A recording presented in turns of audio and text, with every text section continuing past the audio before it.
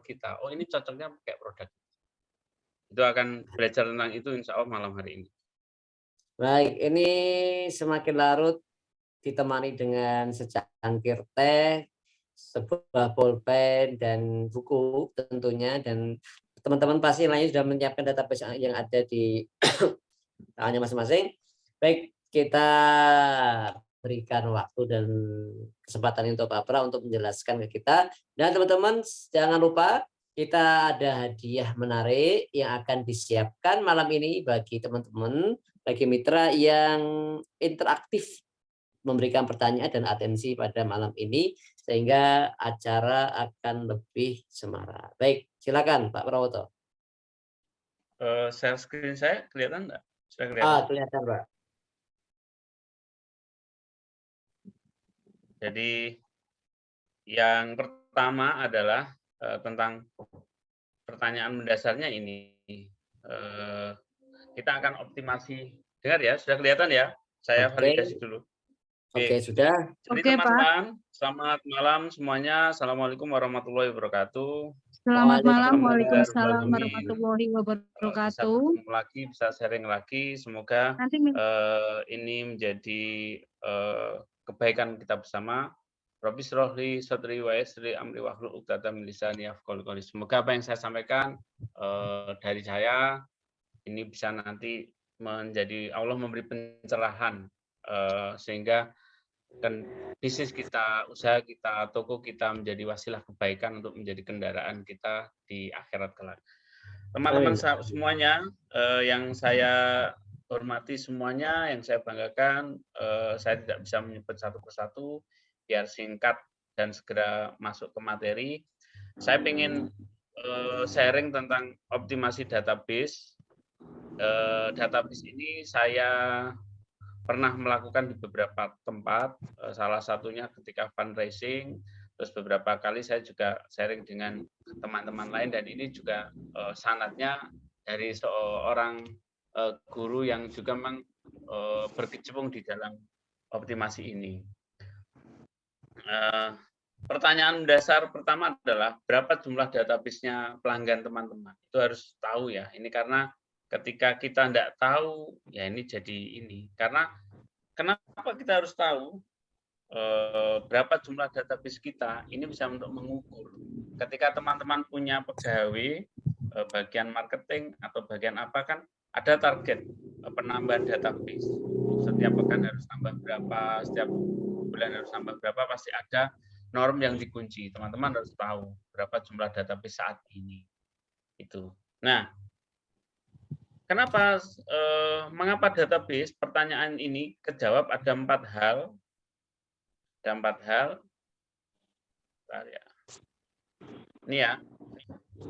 Alasannya adalah database itu aset penting dan kekayaan perusahaan. Bayangkan kalau kita sudah mendirikan perusahaan, tapi kita tidak pernah punya database. Jadi intangible asetnya kemana? Gitu. Yang kedua adalah teman-teman harus hati-hati ketika punya pegawai, database itu sebaiknya tidak hanya disimpan di HP. Kalau sekarang sudah canggih ya, ada di Google Kontak, ada di Excel, itu harus diamankan karena ini istilahnya kekayaan perusahaan. Andaikan ya suatu saat ada pegawai yang bagian ini keluar dan database-nya dibawa ya, kita bisa kecuri. Kecuri itu artinya ya database-nya bisa dijabri ulang oleh perusahaan yang baru. Nah, itu harus diamankan. Diamankan ya teman-teman punya cara sendiri lah artinya. Ini seperti resep perusahaan ya database itu. Maka saran saya ketika perusahaan punya HP perusahaan harus punya HP perusahaan atau nomor perusahaan atau yang disimpan di cloud sama yang di manual. Cloud itu disimpan di Google Kontak, di internet sama di manual di Excel-nya. Harus dijaga di situ. Sehingga menjaga nih kalau HP hilang, Google Kontaknya tidak bisa masuk dan lain, kita masih punya lah data Excel-nya dan kita simpan rapi di perusahaan. Yang kedua, database itu sangat penting karena kita akan tahu sebenarnya untuk melihat traffic kita, melihat perkembangan grafik kita, untuk melihat mengetahui customer baru kita dan customer lama dan termasuk customer loyal. Jadi ketika teman-teman bisa menandai, oh ini sekian, oh ini sering beli. Suatu saat orang-orang yang sering beli ini kan bisa kita kasih gift, kita kasih hadiah tanpa ada promo kan, untuk istilahnya memanusiakan mereka sehingga mereka akan semakin baik. Contoh di LBC ada reseller yang selalu punya target yang tercapai. Sesekali tiba-tiba Mbak Kalin ngirim sesuatu ke sana, sebuah kejutan, itu juga bisa menggait hati. Termasuk ini juga berlaku buat teman-teman yang hari ini ikut Zoom, yang apa istilahnya distributor atau resellernya LBC di sana, itu berlaku di tokonya teman-teman. Sesekali itu. Yang ketiga, sebagai validasi. Sebenarnya divalidasi untuk apa? Ya, kita akan tahu database kita tahu. Nah, validasi itu nanti di langkah selanjutnya adalah ketika ini teman-teman nanti akan ada pertanyaan validasi itu untuk tahu sebenarnya orang ini tinggal di mana, kebiasaannya apa, dan seterusnya. Sehingga nanti ada komunikasi. Jadi kita tahu, wong kok sering tuku LBC ya, sakjane wongnya pekerjaannya apa ya? Kita akan tahu. Oh, berarti kalau pekerjaan ini cocoknya beli LBC. Dan itu bisa, orang itu mesti punya teman yang sekufu ya, sepadan, sehingga pasti orang ini juga punya teman dan temannya bisa digait untuk beli LBC. Contohnya. Nah, nomor 1 itu penting, teman-teman. Kita sudah buka usaha beberapa tahun, tapi kalau database kita tidak pernah nambah ya, apa yang kita lakukan sebenarnya? Kan salah satu indikator itu, kata guru saya di bidang marketing itu, kekayaan terbesar perusahaan itu ada di database, salah satunya. Jadi kalau sudah sekian, harus nambah sekian, siapapun. Perusahaan apapun itu punya database. Hanya saja tinggal DNA-nya. DNA-nya kalau retail, ya database-nya mesti banyak. Karena kan tiap hari orang datang, tahu customer ini baru, pelanggan lama, pelanggan loyal, dan seterusnya. Kalau model distributor ya berarti keagenannya nambah, resellernya nambah, mana yang aktif dan sebagainya kan pasti tahu. Kalau produsen ya berarti punya produsen enggak ya, produsen kan kerjanya kan sama dengan distributor. Ini sampai sini ya. Semoga ini bisa ditangkap dengan baik. Kira-kira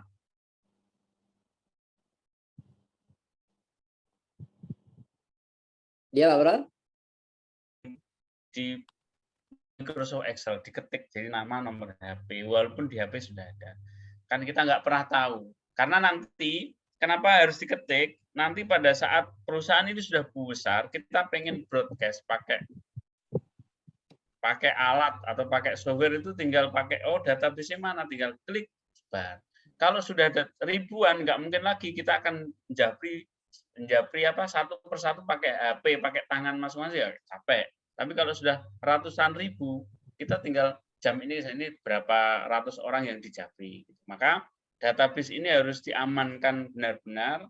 Kalau ada waktu, bagian marketing atau bagian apa harus mengamankan, memindah, nanti dicari caranya di Google, di YouTube ada bagaimana mengubah dari Google Kontak menuju Excel, itu ada. Saran saya itu. Itu penting sekali, harus diamankan. Apalagi yang retail ya, retail kan punya database banyak. Sekali-kali kalau kita butuh promo itu kan kita sudah nggak pergi kemana-mana, tinggal aja di broadcast. Nah mungkin kapan-kapan kita belajar cara broadcast dengan cepat tanpa harus tangannya keriting mungkin gitu. Oke, bisa. Sampai sini ada pertanyaan teman-teman sebelum saya lanjut? Mungkin ini Pak, database itu apa saja sih komponen yang biasanya diperlukan dalam penyimpan database, Pak? Itu mungkin ada sedikit informasi. Dan itu ya. Yang pasti yang paling untung adalah pasti nama, nomor WA. Pasti nama, nomor WA. Umur itu harus juga tahu. Tapi teman-teman jangan tanya umurnya berapa, Kak. Jangan tanya. Terus sensitif itu. Ya, hanya sensitif. Umur ke ibu-ibu bisa mengakibatkan perang dunia keempat, Pak. Nah, jadi teman-teman ketika tanya umur, saya kasih tahu caranya begini. Wah, ini itu gimana? Lulus SMA tahun berapa gitu, pertanyaannya begitu. Kan akan kelihatan kalau Mama Kalin ini usianya sekitar ini lulus tahun 2000 tahun ya kalau nggak salah. 2016 Pak Pra. 2006 menurut saya kan bisa, nek 2006 berarti aku kan bisa dilihat 2006 itu kira-kira umur 17, 2006 itu tinggal nambahkan. Jadi nanti caranya begitu teman-teman. Tanya aja lulus SMP atau SMA tahun berapa. Itu nanti sudah akan kelihatan kok. Paling udah-undi ya umurnya di antara itu. Itu pertanyaan. Kemudian database yang pertama pasti nama ya. Nama, kemudian umur. Kalau LPC kan pasti agamanya Islam pasti. Dia di rumah itu bersuami atau belum bersuami dan bagaimana itu kan kelihatan. Karena kadang-kadang beli LPC dikasihkan ponaan atau kan bisa saja. Gitu. Nah, caranya bertanya adalah ini nanti dipakai untuk validasi. Teman-teman kalau waktu sambil menyapa, sambil mengkomentari update statusnya ini pakai WA ya. Itu ditanyakan, ini lagi gimana, terus biasanya aktivitasnya apa di rumah, tinggal di rumah sama siapa. Kalau jawab suami ya berarti berkeluarga, tapi kalau nggak nyebut suami ya kira-kira belum nikah atau memang sudah pisah, kan kita nggak ngerti. Kalau menanyakan anak juga hati-hati juga teman-teman, sudah anaknya berapa ya, karena belum punya anak sudah 5 tahun ngempet ya kan, ya kasihan gitu kan. Nah, artinya kan ini baju ini diberikan ke siapa ya kira-kira, anak saya yang nomor, berarti kan punya anak. Jadi teman-teman harus pintar menggiring, jangan langsung bertanya itu. Nah, pertanyaan tadi adalah database yang paling penting adalah nama, kemudian nomor WA, alamat pasti ya, alamat biar tahu, alamat tidak harus lengkap, kemudian keseharian itu bisa dikembangkan, keseharian itu bisa. Nah, nanti di akhir-akhir akan saya lebih detail. Tapi sementara yang paling penting adalah teman-teman harus tahu dulu nama, alamat sama nomor WA. Kalau itu tidak bisa ya nama sama nomor WA. Nama panggilan harus tahu. Jadi panggilannya Umi, Bunda, Kakak itu kalau bisa tahu akan lebih baik. Tapi kalau nggak bisa ya biasanya pakai standarnya kakak. Kenapa itu panggilan itu penting? Karena kalau sampai salah juga masalah Pak Pra. Jadi kadang juga ada orang yang aware, saya senang dipanggil Umi kok dipanggilnya apa, itu memang.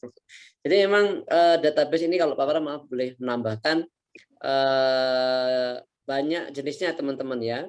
Mungkin bisa disesuaikan dengan kebutuhan kita pastinya. Mungkin yang pasti data pribadinya ada, dan itu nanti akan kita butuhkan data di sosmednya biasanya Pak Pra ya. Mungkin juga hobinya bisa dimasukkan. Hobinya dimasukkan, kemudian kebiasaan beliau, karena database ini menjadi acuan kita nanti dalam peluncuran strategi marketing itu biasanya. Siapa Pak Pram? Dilanjut. Ya, jadi nama, nomor WA, kemudian kalau memungkinkan alamat media sosial, tapi kadang-kadang nggak mau, tapi yang penting ada 2 nama sama nomor WA. Kalau sudah ketemu nomor WA, insya Allah lebih gampang lah untuk bertanya medsos dan lain-lain. Nah, ini juga ada hubungannya dengan yang kemarin. Kalau kita sudah ketemu database-nya dan berhasil mendapatkan nomor WA mereka, kan kita bisa minta tolong bantu dong ulas Google Map kita dan seterusnya. Jadi makanya cari strategi supaya mereka itu dengan sukarela memberikan nama dan database. Maka kalau database yang penting adalah nama sama panggilan ya, maksudnya panggilan sapaan, sapaannya Umi, Abi, Ayah, Bunda, Papa, Mama itu penting. Saya lanjutkan. Setelah teman-teman punya database, ada 4 pertanyaan ini yang akan saya jelaskan agak panjang dan lebar ini. Ada pertanyaan untuk customer. Teman-teman kan hari ini sudah punya database ya. Harusnya banyak, harusnya lebih dari 1000 lah. Kalau kita mau jualan, mau closingnya setiap hari 10 kan berarti harus ada orang yang melihat kita, yang tertarik bertanya kan 100, berarti kan 10%-nya. Berarti maka teman-teman harus selalu meningkatkan jumlah database. Ini hanya salah satu cara untuk menambah database, karena ada beberapa cara lain. Nanti teman-teman bisa mencari rujukannya sendiri. Tapi malam ini saya ajarkan salah satu caranya saja, cara dengan lewat WA. Karena lewat Facebook bisa, lewat yang lain bisa, lewat lain bisa. Ini salah satu cara. Ini teman-teman perhatikan. Ada 4 pertanyaan yang teman-teman harus lakukan kepada database yang selalu yang ada. Jadi kalau sudah sering engagement, sering berhubungan, bahkan kalau semuanya bisa ditanyakan 3 ini. Cari waktu yang pas, lakukan pertanyaan. Yang pertama adalah mengapa? Mengapa beli di toko kita? Pertanyaan mengapa ini akan bisa menjadi positioning kita di hati mereka. Kan, oh saya beli karena orangnya ramah. Berarti sisi ramahnya itu menjadi nilai tersendiri, positioning sendiri. Teman-teman harus tanyakan, ini divalidasi kalau bisa seluruh database yang sering beli ya, yang paling loyal sering lah itu. Kalau bisa semua ya tambah lebih baik ditanyakan sehingga nanti teman-teman bisa tahu oh sakjane wong-wong gelem tuku nang aku karena apa lah. Ini bisa jadi ramah dan akhirnya dari kesimpulan pertanyaan nomor 1 ini teman-teman bisa mendapatkan bisa merumuskan menjadi tagline tokonya teman-teman. Oh Tokonya ya. teman-teman kan. Jadi katakan ramah oh mergo ramah berarti ya ramah melayani dan seterusnya. Atau paling ramah katakan Bojonegoro toko A paling ramah dalam melayani bisa gitu contohnya begitu. Jadi ada tagline yang kita bisa ambil dari kalau bisa tagline itu munculnya dari testimoni. Sebenarnya mengapa ini adalah testimoni.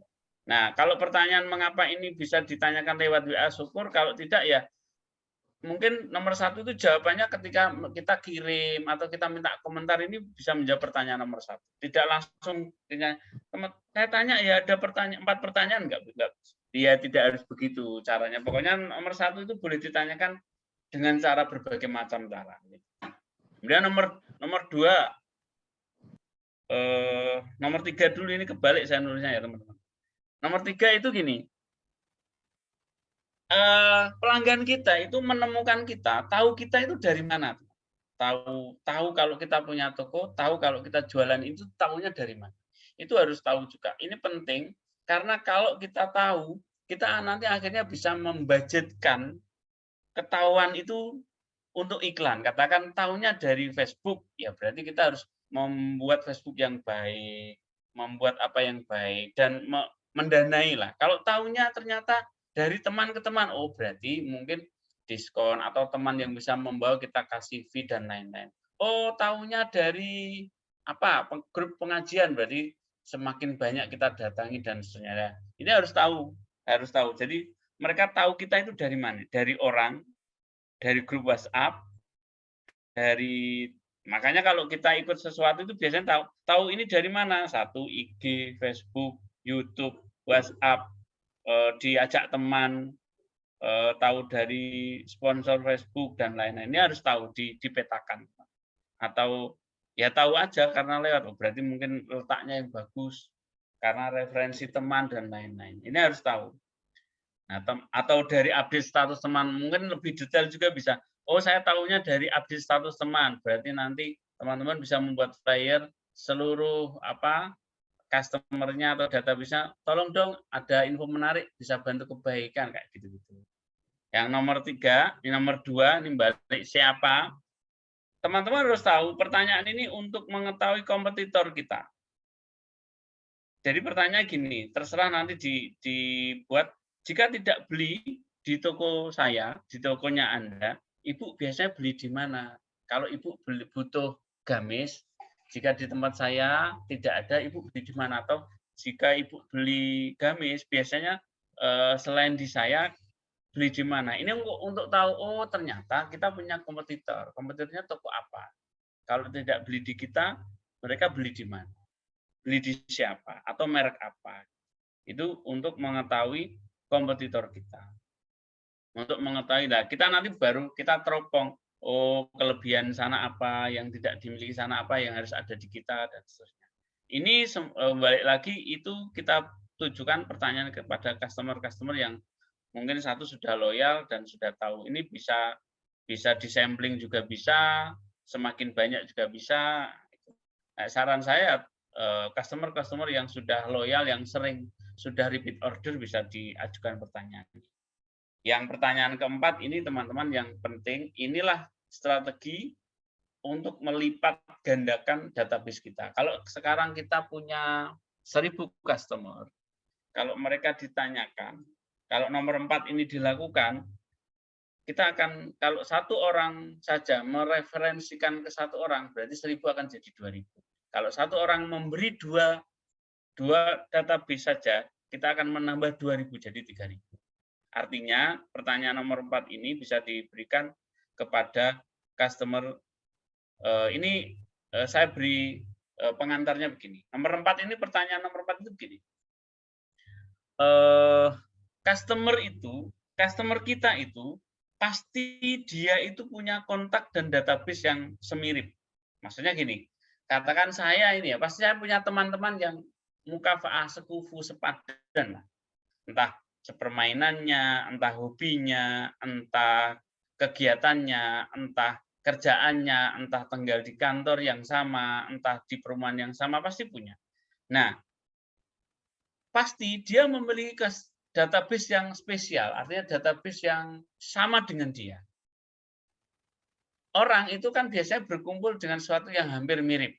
Kalau dia biasa gini, maka dia akan punya teman begini. Makanya saya meyakini bahwa orang yang sudah beli di kita itu punya teman yang semirip dengan orang itu. Maka bagaimana cara kita supaya orang itu dengan rela hati, dengan tidak dipaksa, memberikan 2 atau 3 nama yang bisa menjadi pelanggan kita. Katakan kalau itu tadi 1000 ya berarti akan dapat 2000. Makanya caranya ada 2 cara. Satu, dengan cara memberi diskon. Bu, Ibu dapat diskon jika bisa mereferensikan.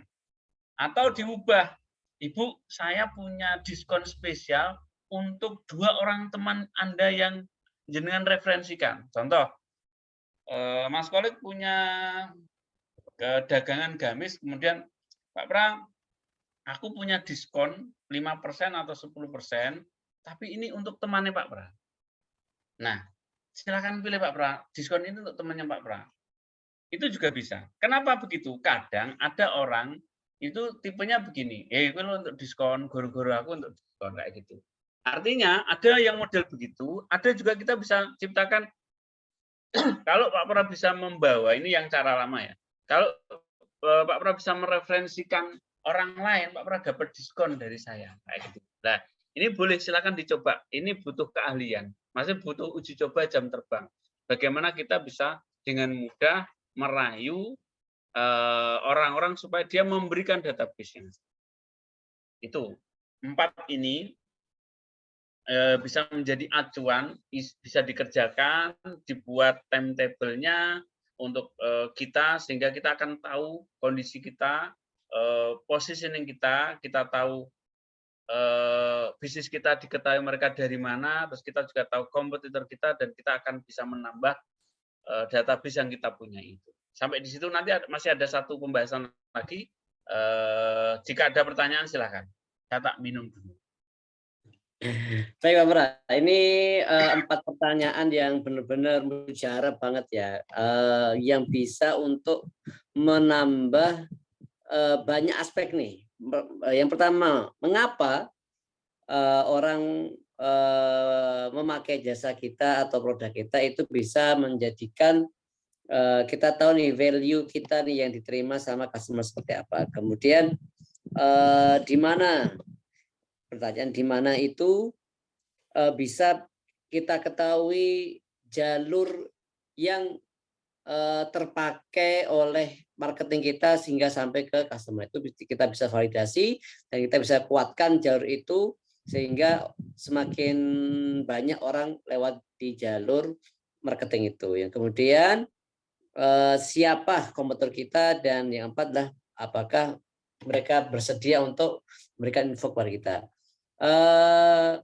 Pak Pra, apakah ya Pak Pra, apakah pertanyaan 4 itu biasanya atau baiknya itu dipertanyakan melalui kuesioner atau lebih baik ditanyakan face to face atau japri atau yang sifatnya private, daripada dikasih kuesioner yang dia sifatnya hanya selembar kertas atau selembar form di Google Form atau itu.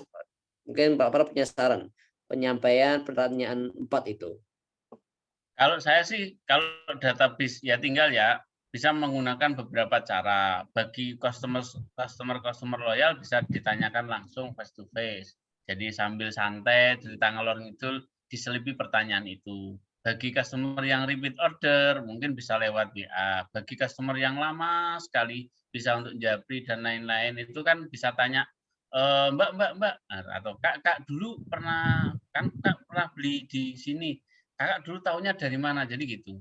Fleksibel, beda tempat, beda pembawaan. Jadi kalau orangnya pinter, grapya, blater, atau supel itu mungkin akan bertanya lewat langsung akan lebih bisa. Kadang-kadang orang itu dia di komunikasinya jelek, tapi di tulisannya bagus. Dia bisa membawa dengan lewat tulisan. Jadi yang penting dapat jawaban. Jadi tergantung sih kalau marketing kita orang-orang golongan darah B ya biasanya dia akan lebih suka bertanya langsung kalau ada kesempatan. Tapi kan karena ini saya bayangkan teman-teman ini kan retail ya, kan distributornya LB semua kan retail, didatangi.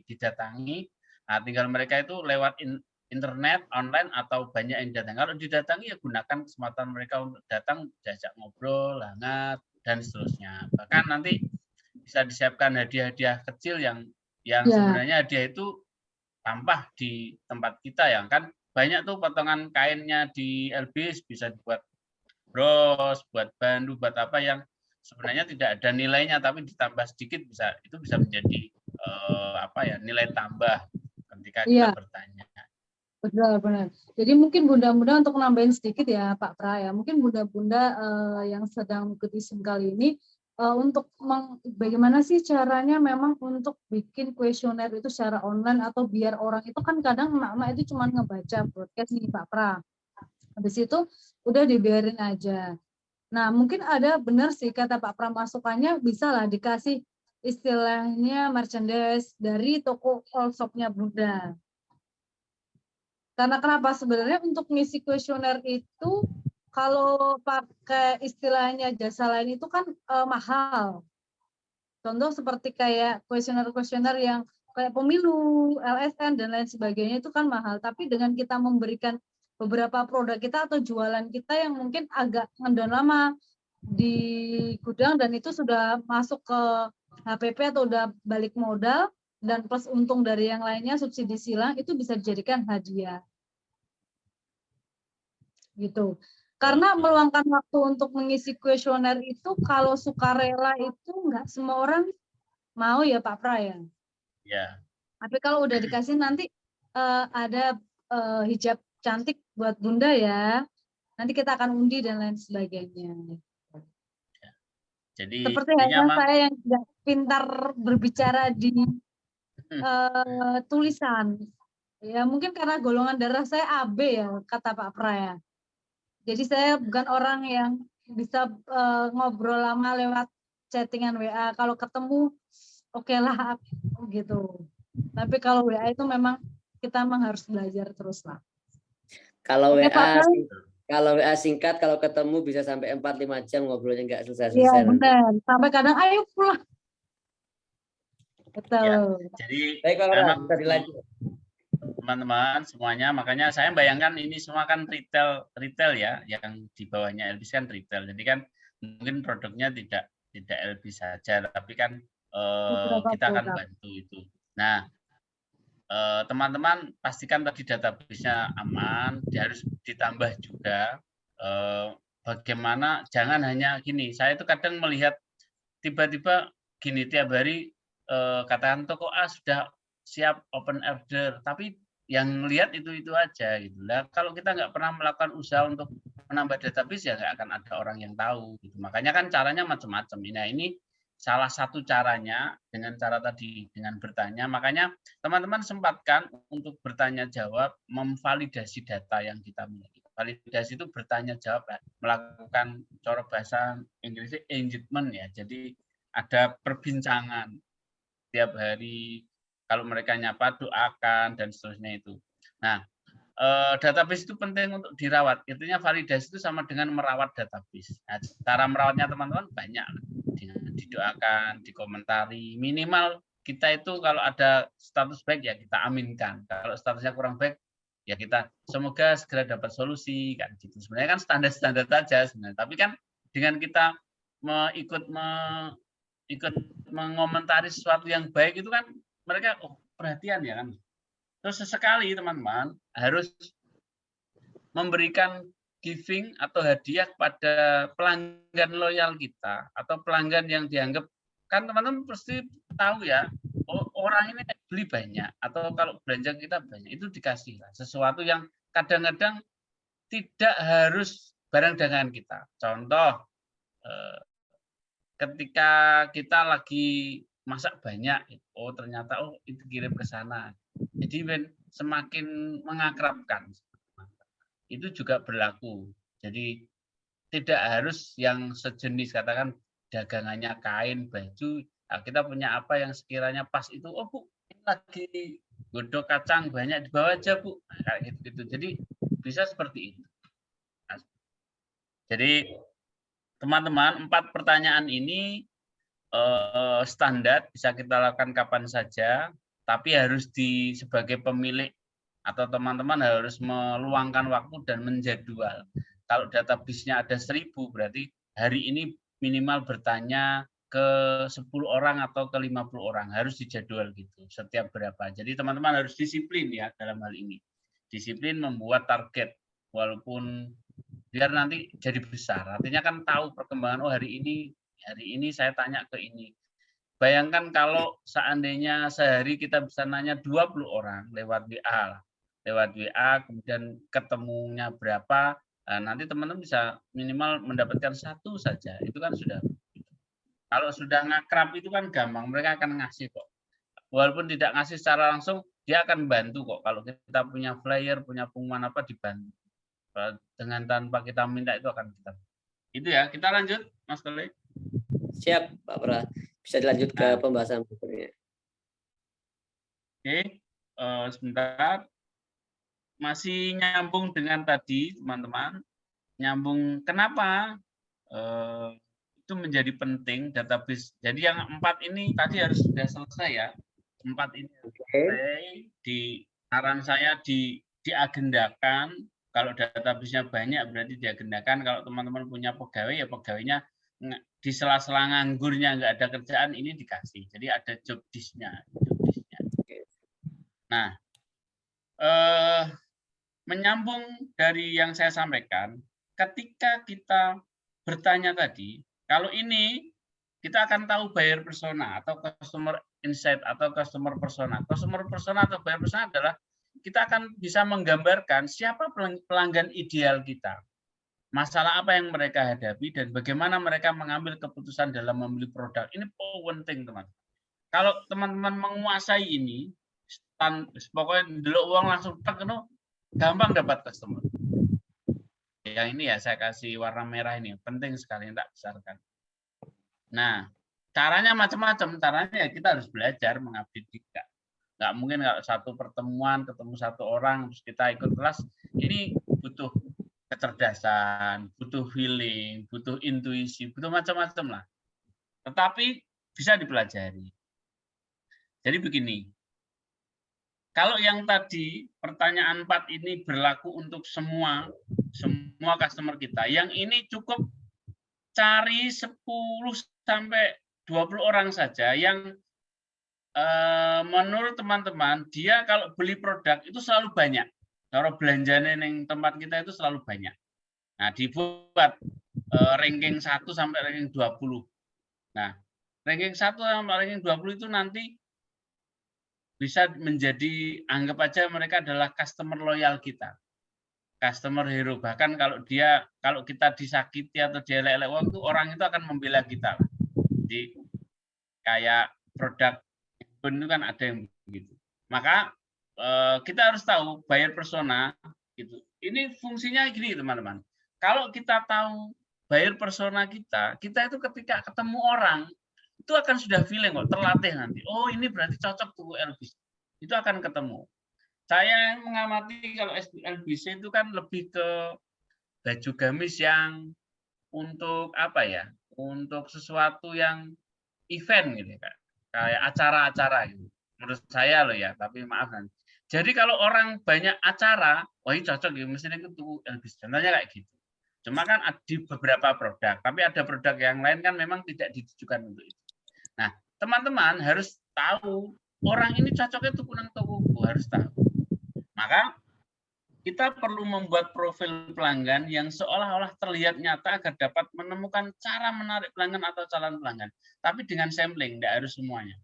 Kalau tadi itu menambah database ya database yang banyak itu kita tahu positioning. Ini juga yang pertama tadi kita kerjakan itu minimal kita sudah punya resort. Resort itu pengetahuan background dan lain untuk melakukan ini. Setengah kalau tadi sudah dilakukan paling enggak setengah dari pekerjaan kita untuk mengetahui persona itu sudah kelihatan, sudah cara hilalnya sudah mulai tampak. Oh, berarti kayak gini. Tapi ini untuk lebih meyakinkan lagi, kita akan tahu buyer persona. Ini jarang sekali diketahui ya. Artinya walaupun toko kita masih kecil, tapi kita perlu tahu ini. Tahu ini kan tahu inilah. Jadi nanti kita yang ketiga adalah sebab orang-orang dapat membeli produk kita dengan alasan yang berbeda. Hal ini membuat kita harus lebih dari satu orang konsumen. Jadi maksudnya beberapa orang yang kita anggap loyal beli di kita banyak itu kita harus tahu buyer persona itu apa toh? Dengan membuat pertanyaan, bertanya pada mereka apa saja yang ditanyakan banyak sebenarnya. Salah satunya kalau beli banyak itu untuk siapa aja Bu? Oh, ternyata jawabannya ya ini untuk ponakanku, untuk ini ya. Oh berarti orang ini tuh mesti membelikan ponakannya. Orang yang seperti apa? Nanti ditanya jenis kelamin, usia, tingkat spiritualitas, terus kemudian pendidikan, pekerjaan, gajinya atau pemasukannya, dia punya usaha apa. Itu akan ketemu. Kalau dirinci akan ketemu banyak ini saya hanya nulis beberapa ya, termasuk golongan darah, komunitas yang diikuti oleh apa. Oh, ternyata yang beli banyak di kita itu orang-orang yang senengane kalau Ahad itu punya grup pengajian atau dia ketuanya. Oh, berarti nanti kalau ketemu ketua pengajian, ya ini cocok kayak gitu. Pendidikan, oh ternyata banyak orang-orang yang dulu SMA-nya biasa, kuliahnya terus dia hijrah. Oh, berarti ibu-ibu yang hijrah, yang basicnya bukan pesantren kayak gitu. Kita harus tahu. Nah, ini dengan cara apa? Bisa tanya, kan tadi kan customer loyal kan bisa kita tanya face to face, artinya kita ngobrol santai akan menemukan ini. Ini tidak bisa 1-2 hari ya, ini butuh waktu untuk tahu.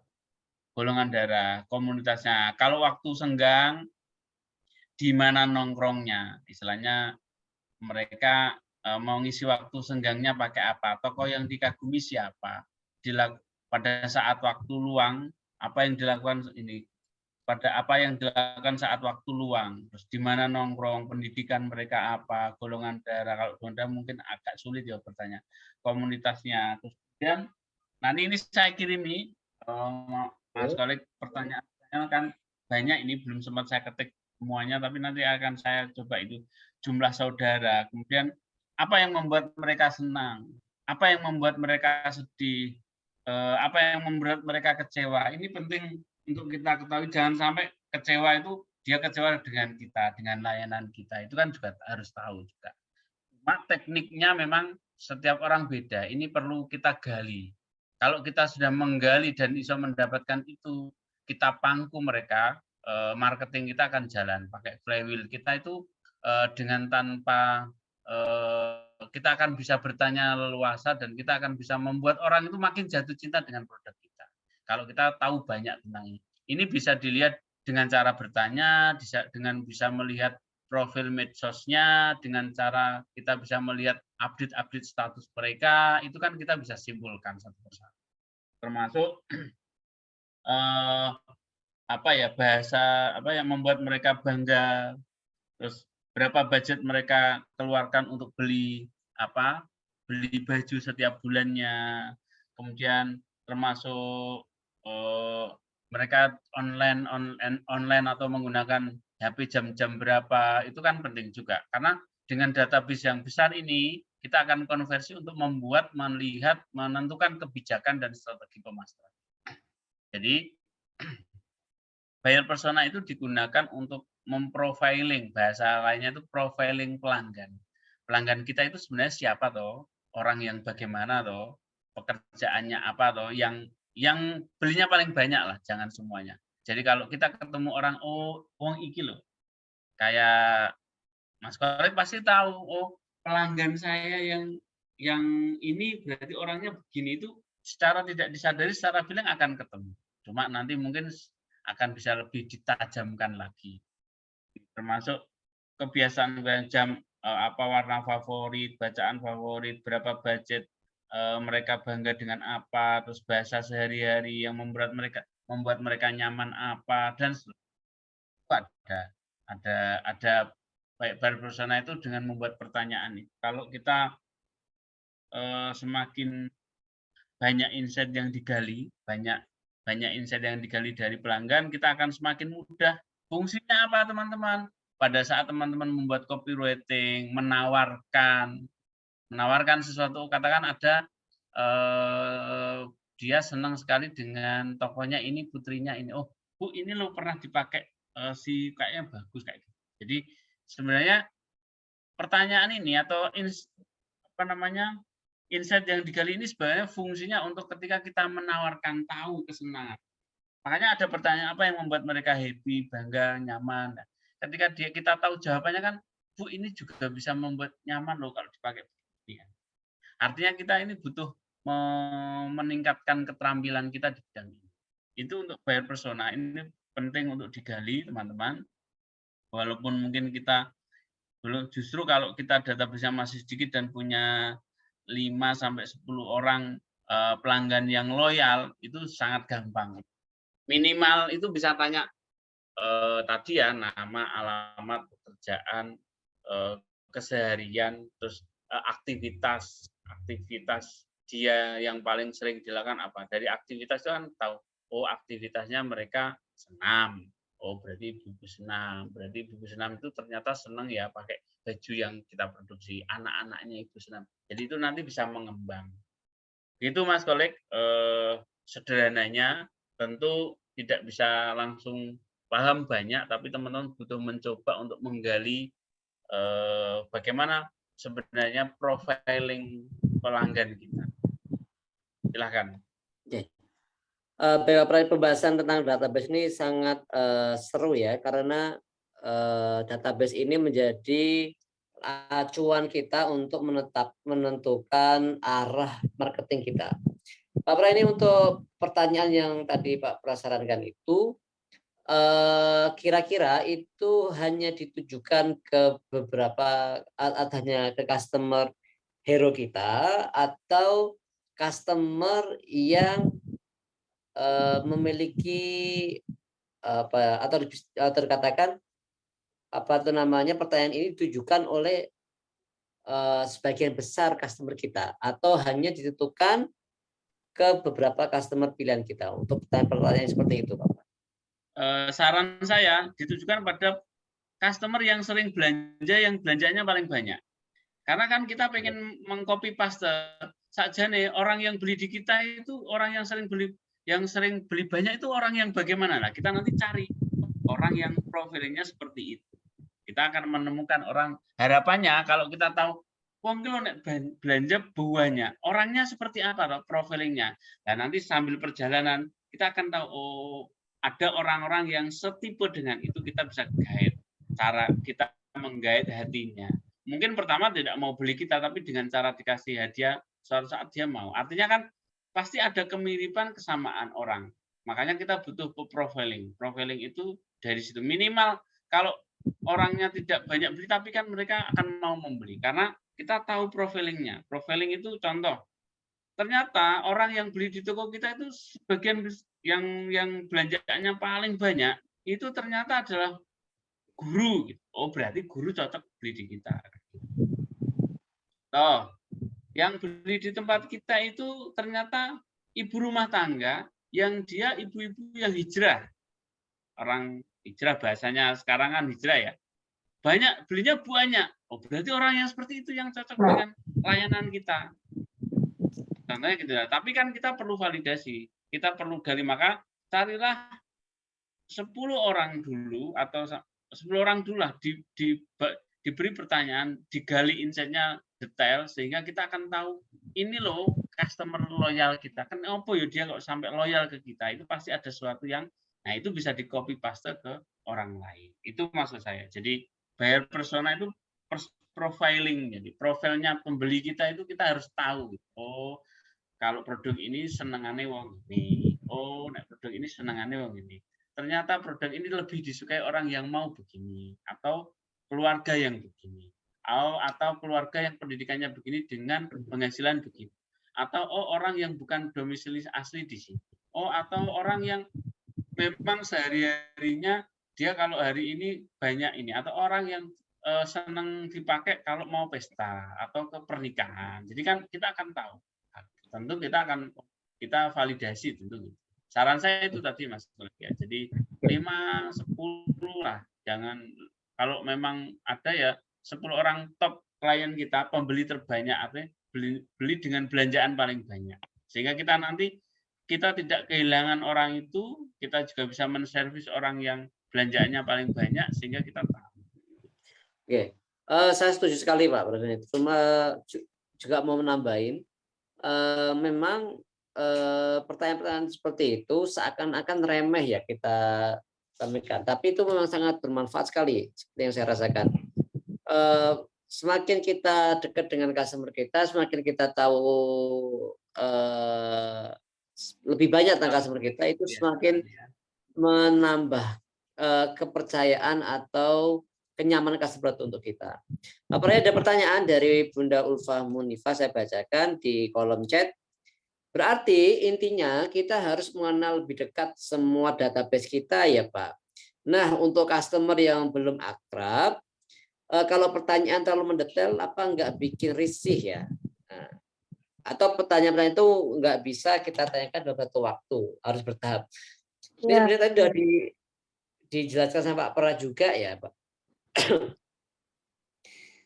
Gimana Pra? Mungkin Pak Pra mau menambahkan dulu, kita harus mengenal lebih dekat semua database kita Pak Pra. Gimana itu Pak Pra? Ya. Apakah perlu kita, seberapa perlu kita untuk sangat mengenal setiap orang di database kita? Iya, jadi gini, kita sangat perlu mengenal database kita bagi satu, yang paling penting adalah pelanggan loyal kita. Pelanggan yang belanjaannya paling penting sekali. Jadi dengan cara apa? Banyak lah, minimal tahu nama dan alamat. Sesekali kita kirimi sesuatu ke mereka. Jadi jangan sampai kita tidak tahu namanya, itu jangan sampai tidak tahu. Wah, tidak sopan sekali itu. Jadi kalau orang itu sering ke situ kita nggak tahu namanya kan ya nggak tahu caranya. Tapi jangan sampai kok kita ibu namanya siapa kan gitu. Terus bolak-balik kan begitu. Maka kita penting tahu itu. Maka pertanyaan yang dalam maka hari ini kan memang kita ada 2 sesi, ada 2 materi. Yang pertama tadi materi yang untuk mengoptimasi database semuanya itu lewat WA tadi yang lewat WA ya lewat Jabri atau ketemu. Kalau yang ini adalah personal buyer itu. Kalau yang pertanyaan ini lebih ke ini ya. Intinya kita harus mengenal lebih dekat. Iya, lebih dekat untuk database kita. Tapi sedekat apa kan mungkin beda. Ada customer yang mungkin belum repeat order ya nggak terlalu dekat kan. Jadi yang dekat sekali itu yang repeat order yang belanjaannya paling banyak kita harus berusaha untuk mengakrabi mereka. Kalau kita nggak ngakrabi ya kita dianggap sombong kan. Dianggap sudah beli banyak. Kita aja beli ke tempat kalau bawaannya sombong aja nggak mau balik ya. Kan gitu. Nggak mau balik. Sering lah. Makanya yang jaga toko itu harus ya walaupun tidak senyum yang ruama ya harus menampakkan sikap yang baik.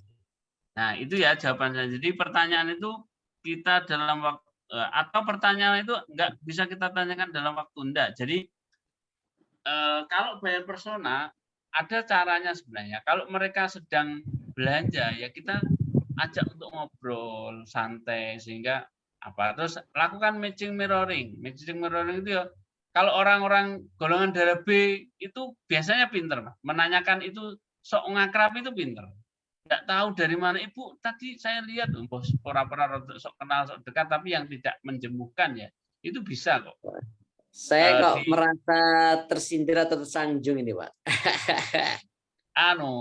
Ada orang-orang yang diberi oleh Gusti Allah itu, oleh Tuhan itu orang cepat ngakrabi. Jadi dari omongan satu kata itu nanti bisa kemana-mana. Nah, itu caranya. Contoh, orang itu datang beli banyak itu, Bu, banyak sekali. Dipakai siapa, Bu?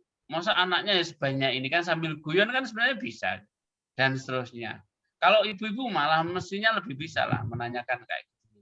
Nah, dari situ akan matching mirroring-nya dapat. Makanya kita perlu belajar ya. Matching mirroring itu menyamakan sesuatu. Makanya teman-teman itu kan kadang-kadang tanya gini, rumahnya mana? Disebutlah desa ini. Oh, apa nih, masjid? Aslinya kan di masjid ya enggak apa-apa. Tapi sebenarnya itu kan teknik untuk menyamakan. Oh, saya pernah kenal dengan ini untuk mendekatkan. Makanya mungkin hobi yang sama. Oh, ibu kayaknya suka ini, atau dari pakaiannya. Oh, ibu bagus ini brosnya gini-gini dan seterusnya lah. Dipuji dengan apa yang dikenakan itu. Nah, itu ibu-ibu, mama-mama mestinya lebih pinter lah dari itu ya. Pertanyaan jawabannya. Pertanyaan kedua. Itu Pak, kalau toko offline dan ada staf toko, tapi ownernya tuh jarang di tempat, Pak. Itu bagaimana cara pendekatannya? Ya, stafnya yang harus diajari. Kan kita tapi kan digaji, kan disuruh. Artinya kan perlulah, makanya owner itu harus belajar juga. Jangan mentang-mentang owner terus pokoknya diserahkan kan, ya enggak, ya owner harus belajar. Kemudian apa namanya, stafnya juga harus di briefing, disenangkan, dikasih ilmu dan seterusnya.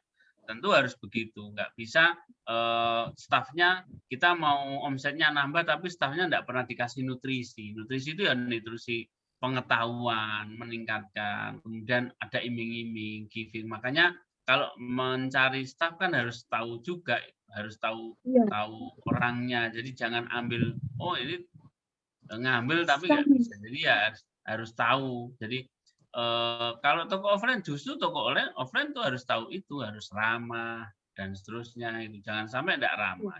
Kalau online sih nggak terlalu kelihatan ya. Kalau WA itu kan bisa dimanipulasi. Kalau toko offline justru harus tahu ini. Justru untuk mendapatkan customer ini nanti, Bu, saling tukar nomor HP ya, Ibu nanti saya kabari kalau ada diskon. Itu malah lebih gampang lah sebenarnya.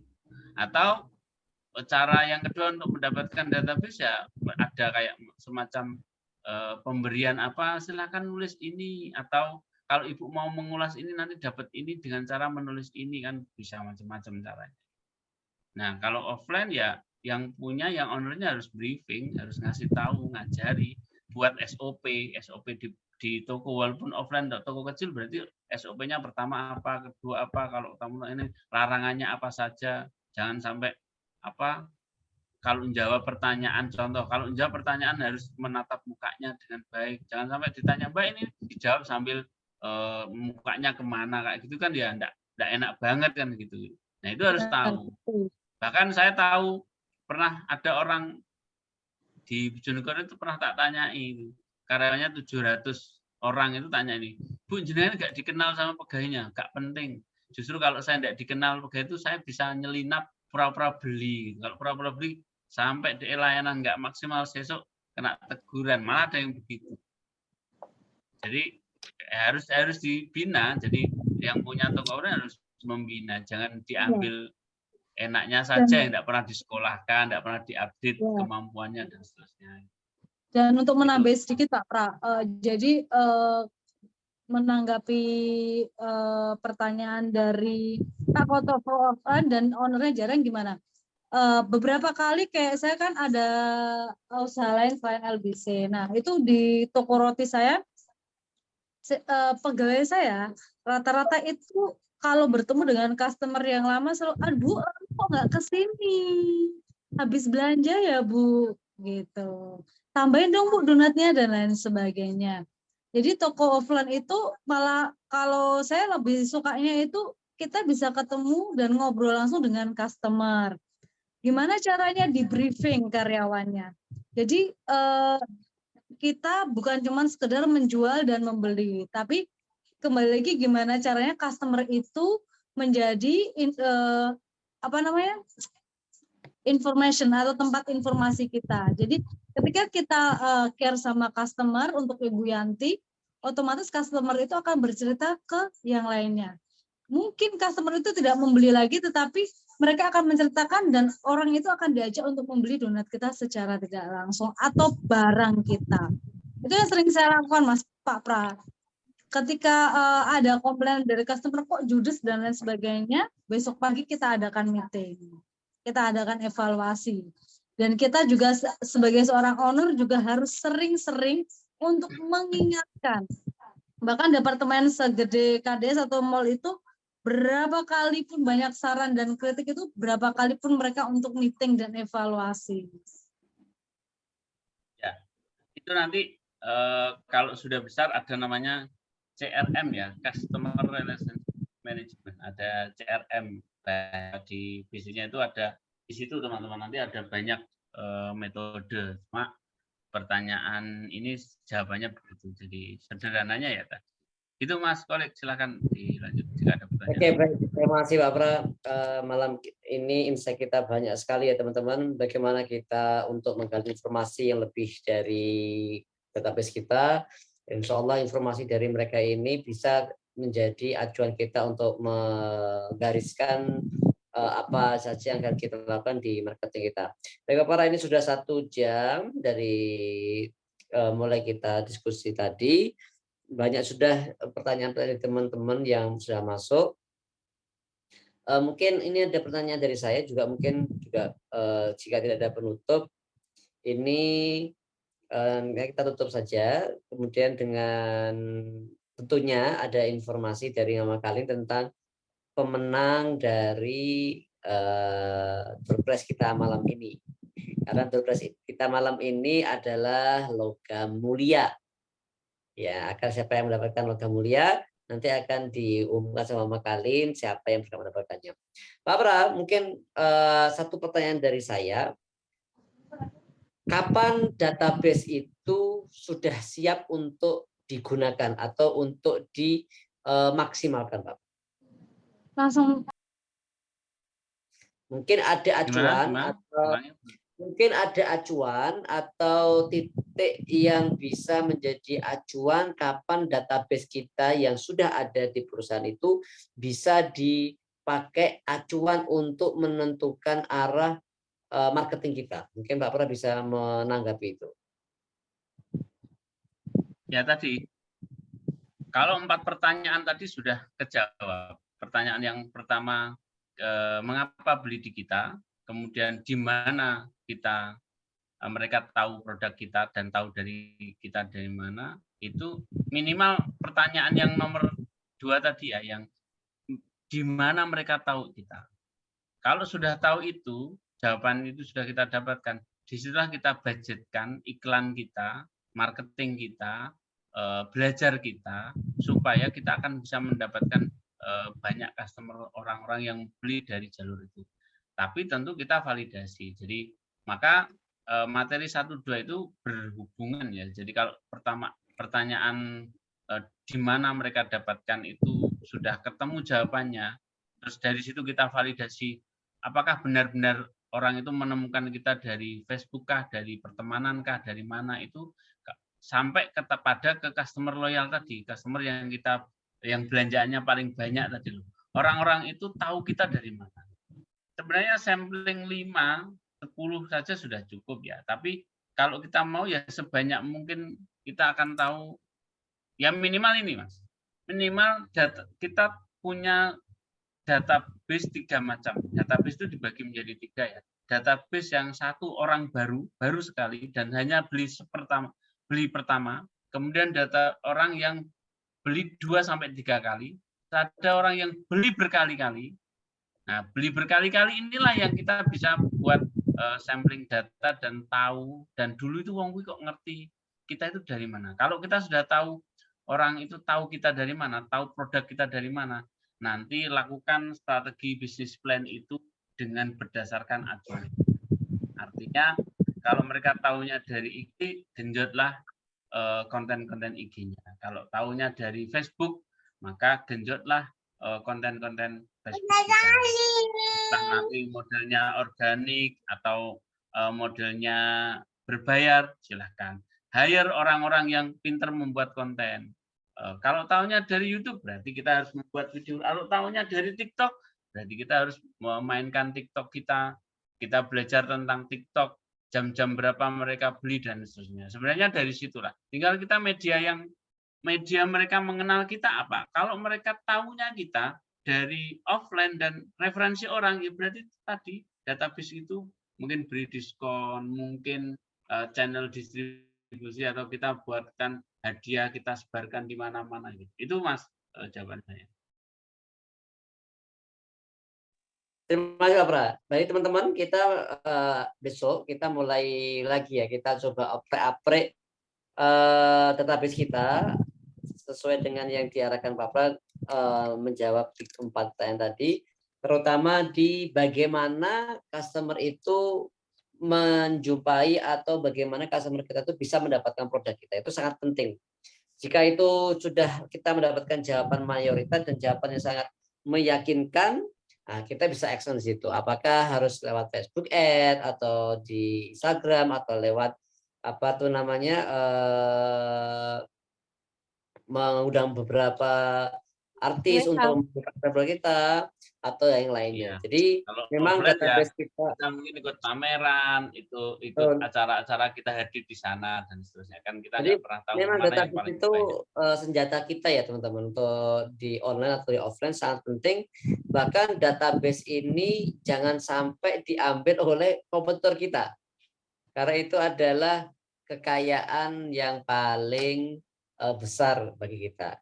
Mungkin nama kalian ada tambahan sebelum mengumumkan siapa yang berhak mendapatkan logam mulia? Iya. Dan tentunya terima kasih buat para LBC Family dan Faradisa Family yang udah menyempatkan waktunya untuk belajar bareng hari ini ya. Kakak Natswa. Iya, untuk mendapatkan database itu, kalau dari Facebook biasanya mama yang selalu bikin status itu, atau belajar dari guru-guru kami itu bahwa halo Ma, asal dari mana aja, boleh save nomor HP dong, siapa tahu saya butuh. Nah, itu nggak cuma berhenti dari siapa tahu saya butuh, tapi memang di save, setelah itu di follow up. Nah, dari situ tolong disimpan ya. Gimana caranya kita bisa care atau dari orang yang nggak kenal jadi kenal, dengan sering-sering untuk melihat status WA mereka dan kita komenin mereka. Ketika mereka bikin status baik ataupun lagi nggak baik, juga tetap feedbacknya kita ke mereka adalah sesuatu yang positif atau komen-komen yang positif. Itu nambahin aja sih. Database seperti yang Pak Pra katakan bahwa ini hal yang sangat penting banget, seperti Pak Kolek bilang juga, database ini hal yang harus kita pegang dan nggak boleh bocor kemana-mana, itu sudah benar. Dan pada malam hari ini terima kasih untuk para LBC Family yang sudah bertanya, ada 2. Dan dua-duanya nanti ini akan mendapatkan logam mulia. Untuk Mbak Ulfa Munifa, nanti bisa langsung menghubungi admin atas nama Mbak Berlin atau Mbak Arum, di chat aja, nanti kita akan kirimkan logam mulianya untuk yang UBS. Dan untuk mini gold ada Mbak Yanti Saputri. Masya Allah.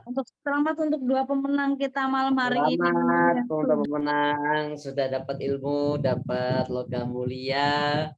Insya Allah database-nya besok bisa diuli-uli dan dikerjakan ya, seperti kayak Google Maps kemarin yang Pak Pra sampaikan, ya kan Pak Kolek? Betul sekali. Jangan cuma didengarkan, dikerjakan, dan dilaporkan. Penting loh, dilaporkan perkembangannya. Dan nanti ketika kita validasi, nanti akan menjadi database yang sangat bagus sekali. Itu sekali. Jadi buat teman-teman semuanya, bunda-bunda yang udah pada malam ini ikut Zoom, tolong semua ilmunya dipraktekkan. Sesuatu itu bisa sukses kalau kita memang cuma satu doang, disiplin eksekusi dan istiqomah. Betul sekali. Sebanyak apapun pengetahuan yang kita miliki, tapi tanpa eksekusi akan tidak ada hasilnya. Eksekusi tanpa disiplin tidak akan menghasilkan hasil terbaik. Baik teman-teman semuanya, kita tutup materi kita malam ini dengan doa kafaratul majelis. Semoga yang kita bahas, yang kita diskusikan malam ini menjadikan titik balik dari perjuangan kita, penambah semangat kita, dan tentunya adalah titik balik penambahan keberkahan untuk kita. Amin ya rabbal alamin. Saya sebagai moderator mohon maaf jika banyak kesalahan dalam penyampaian, kurang begitu melayani, mengakomodir pertanyaan teman-teman, dan semoga kedepannya kita akan lebih banyak belajar lagi. Dan insya Allah seminggu lagi atau 2 minggu lagi kita akan kembali belajar tentang muamalah yang akan dibantu didampingi oleh guru kita juga, Dr. Fauzul Hanif. Dan insya Allah semakin sering kajian di LBC, semakin banyak ilmu dan peluang untuk bereksekusi. Baik, kita tutup dengan doa kafaratul majelis. Subhanakallahumma wa bihamdika asyhadu an la ilaha illa anta. Assalamualaikum warahmatullahi wabarakatuh. Terima kasih Pak Prawoto. Terima kasih Bapak Prawoto malam ini. Selamat untuk Bunda Ulfa, nanti dimohon ya Mbak Mimin menghubungi Bunda Ulfa. Terima kasih Adik Najwa, Mbak Ulfa, Mbak Yanti, Mbak Siti, Mbak Ana, Mbak Lala, dan semuanya udah ikut. Selamat malam, selamat beristirahat. Semoga ilmunya menjadi yang manfaat. Terima kasih. Saya Kalinda sama Bapak Nurkolik undur diri. Assalamualaikum warahmatullahi wabarakatuh. Waalaikumsalam warahmatullahi wabarakatuh. Dadah Najwa. Gimana? Dadah Bude kalian semuanya. Dadah.